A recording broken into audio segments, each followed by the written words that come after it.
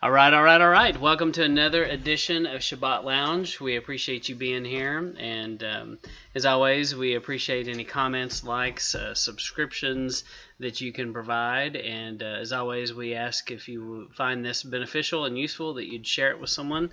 And I'm joined in the studio today with Jake. And Jake, you're supposed to ask me, how am I doing today? How are you doing today, Matt? I'm doing fine as frog hair. But frogs don't have hair, Matt. Exactly. So that's one of those Texas expressions apparently you don't say in Pennsylvania. We do not say that. But if you're fine as frog hair, that means things are really good. Things are going good for you because frogs don't have hair. So that's it's so fine you can't see it. That's right. Got it. That's right. Maybe I'll carry that back and tell that to my mother and see what she says. Yes, she probably will be confused. Although she probably knows. Mothers. Yeah. They know things. So don't you have a word for me today? Yes. There's a Polish sausage that I don't think you've ever heard of called kielbasa. No, I don't know what a kielbasa is. We do have bratwurst, but I know what those are. And those are typically non-kosher, and I'm not able to eat them. Is a kielbasa a kosher thing? It can be. Typically it's not, but you can get your all-beef kielbasa, which is what we go after. And but yeah, it's just it's so strange when people say they don't even know what that is.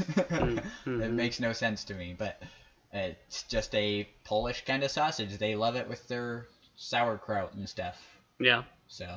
Sounds good. You eat it like in a bun? You know what's really good is, you could eat it in a bun. Fry it on the grill is really good. Or if you put it in a crock pot with some barbecue sauce and a beer, it's actually very good. And it is nice and good for you. Well, sounds good. It's fantastic. So you recommend that. Well, it's always good to learn something from the land of Pennsylvania. Yes. And from Texas. Yes. Very good. So I understand you have something interesting that's maybe a seasonable thing. We're in the season of the pagan winter solstice. Right. Holiday time. Yeah, and I ran across this is not of my own making, but it's something I heard, and at one point I saw a post on it, a blog on it or something. I saw it somewhere on the online and in the interwebs, and I cannot find it again, but it was very interesting to me, and most people haven't heard this, so I figured we'd bring it here, so that everyone can be involved. Since we have such a wide audience, that now everyone will have heard it. That's right. So worldwide. Yeah. So the point of this one is, don't be a Scrooge. Okay, you don't want to be a Scrooge. So if you've heard that phrase, what does that mean to you typically? Well, I've seen and read Christmas Carol by Mr. Charles Dickens, and seen the play, and definitely I would assume the Scrooge is somebody that's very stingy and doesn't like to spend money, and doesn't, especially he tends to be a wealthy person, and has employees that he makes work really hard and work through the Christmas day, regardless of what they have going on. Doesn't seem to care about what family things they have going on, and doesn't even want to give them one day off per year to participate in them. And have you ever been told that by someone because of your stance on Christmas? Has anyone said, Matt, you're being a Scrooge? No one has ever really told me that about Christmas. But maybe if I'm wanting to be cheap on something and not spend the money, they'll be like, you're a Scrooge. Okay.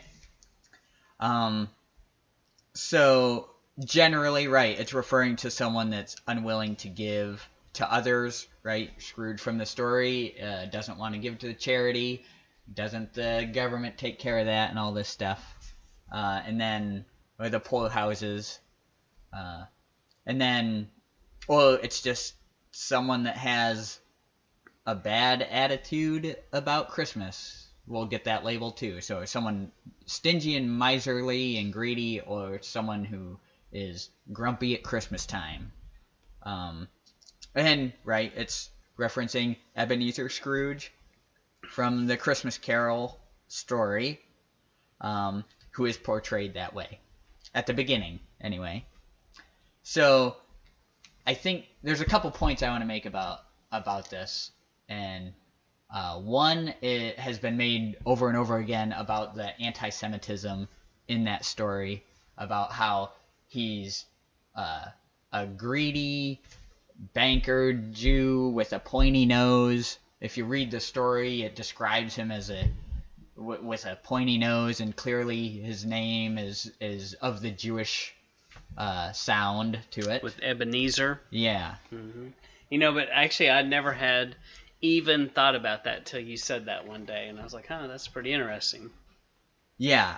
And so, but at the end, right, he opens his heart to the spirit of Christmas, and then he's become saved, right, as it were. And then I suppose you could say it's only anti-Semitic towards the Jewish faith, towards Judaism, not towards Jews themselves, right? It's just more towards the faith, because once he's converted to the spirit of Christmas, everyone loves him, and he's the good guy now. So let's see. So considering the three ghosts as the three spirits of Christ's Mass, right? There's a trinity of spirits, right? And they visit a greedy Jewish banker to preach redemption and salvation, right? Because these Jewish folks don't get it, right? So we need to convert them. So yeah, there's some of that. There's some of the anti-Semitism, and when you hear people say "don't be a Scrooge," they're really saying "don't be the Scrooge from the beginning of the story," right? But what I'm saying is don't be any of the Scrooge, right? The whole way through, he's all mixed up. So we'll start kind of here. So lest you forget, Scrooge, when he goes back to the past, he's shown as participating in an office Christmas party with the previous owner, Fezziwig. Yeah. So if he was Jewish, at least he wasn't a practicing Jew, in that he was abstaining from those kind of traditions.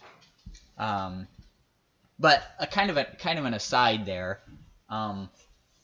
Does anybody else find it strange that practicing Jews will promote the keeping of Christmas by non-Jews? It's strange. It's weird to me. Mm-hmm. It's like a good enough for thee but not for me, and it's like we got the right thing, but go ahead and do that. I don't understand that mindset, I guess. Mm-hmm. Maybe I'm crazy. No, you're not crazy. That is a strange thing to wrap your mind around, that they could do that.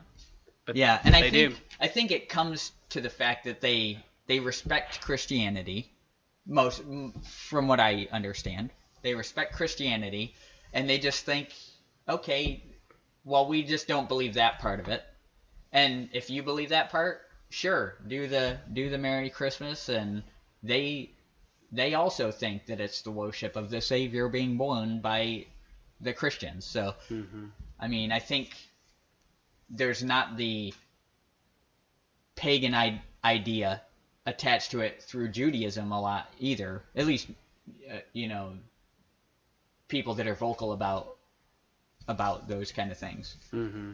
Well, it's interesting you bring that up, because Keely and I had to go out and we went shopping Friday night, and we went to the store that has red on it in like a circular shape on the logo. Okay. And so you all probably know what store that would be, and they had all kinds of Christmas music just blaring, and they were, it's just odd how that is so pushed and you can't get away from it. Yeah. And everyone seems to embrace it. It doesn't matter if they are Muslim or Hindu or Jewish or whatever. Everyone just kind of adopts it and takes part in it. Yeah. Nobody seems to question it or they just go along with it. Yeah. One of the other things that I was gonna ask is escaping me. Oh, yeah. On that note, leave your comments. What do you say when you're leaving a store and someone says Merry Christmas? Because that was like one of the first things for us was like, no response. You know what I mean? It's you get all like, oh, I didn't even think about what I need to say in this situation because I don't want to wish Godspeed on the person that, isn't, tells you basically not to wish Godspeed on the person. But I don't want to support the Merry Christmasing. So why would I say Merry Christmas to you as well? And we kind of fell on, well, have a blessed day or something like that. But if I don't know if you have thoughts on that. No, that's good. I do get that a lot, because I'm in the public and I am in a position in sales, and I do have to kind of be careful with things that I say because I don't want to I have to be pretty neutral with my clients, and so they will tell me sometimes things like that, and I'll usually just say thank you. And sometimes, I usually just say that, and that's it. Because I know that they mean it to be some good thing, right? And so I don't feel like I'm really participating. I just say thank you, yeah. And they're probably expecting me to say Merry Christmas back to you or something, but I just leave it at thank you. Yeah, and I just wonder what goes through people's mind when they hear that. But Well, I did it today to somebody, and I could tell she was really wanting me, I think, to say Merry Christmas back to her, and I didn't. Yeah, so. It causes people to take a step back, I think. Yeah. But yes, if you have any tips on responses to that, add them in the comments. Yeah, that'd be good. We'd like to hear that. Yeah. So anyway, I'm saying don't be any of the Scrooge, not the Scrooge from the beginning, not the Scrooge at the end. Okay? So the story shows a Jewish man who refuses to participate in the pagan holy day of Christmas, right? And then he's berated for it constantly, right? They set up decorations, and they're foisted upon him, and when he doesn't like it, then he's met with scorn from the people around him. They're trying to force him into accepting their feast day, their holy day. Basically, their idolatry, essentially. Granted, Ebenezer doesn't come at it with, like, love. So right. We're not saying we think he's a good guy right. necessarily, or right. someone to emulate. Right. We're still saying don't be a Scrooge, but kind of for a different reason maybe than what is typically meant. So let's see. Yeah, but at least at the beginning he's holding to his principles. He's like, no, I'm not doing that Christmas stuff, right?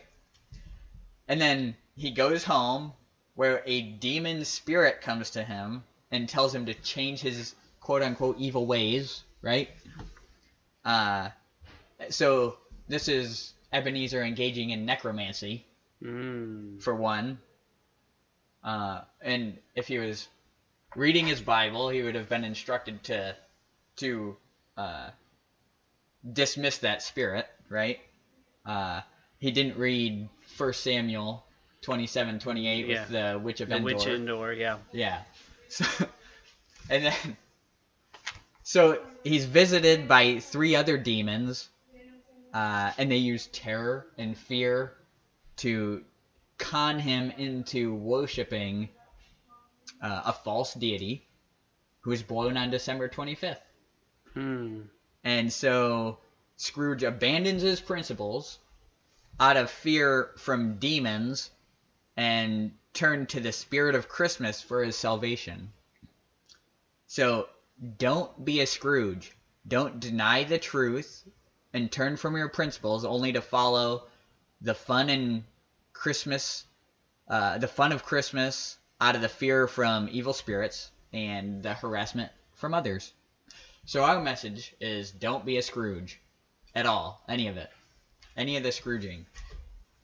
That's good. So that definitely was a different take on that story, and it is something you have to think about because people ask you, "What are you doing for Christmas?" and "What are you doing?" They do ask you those kinds of questions, and if you haven't thought about an answer, you do need to have one. So Yeah.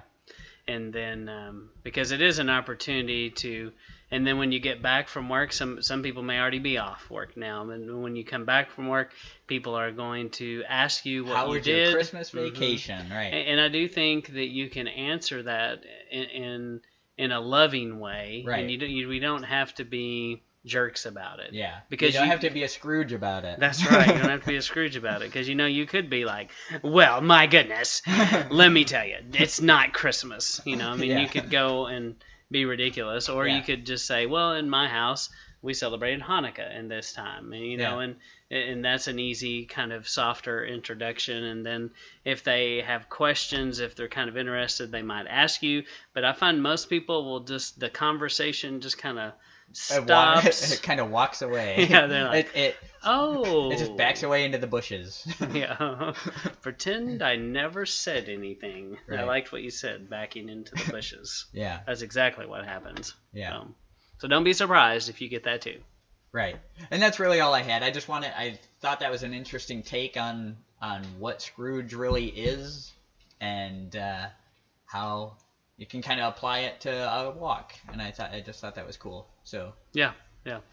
So as always, we ask for comments. We ask you to investigate these things. Go look it up. See what you think. See if it's possible that that story has been twisted on its head and it's different than what you thought it was. And I think there's a high probability that story has been twisted and it's not what you thought it was, along with many other things. yeah.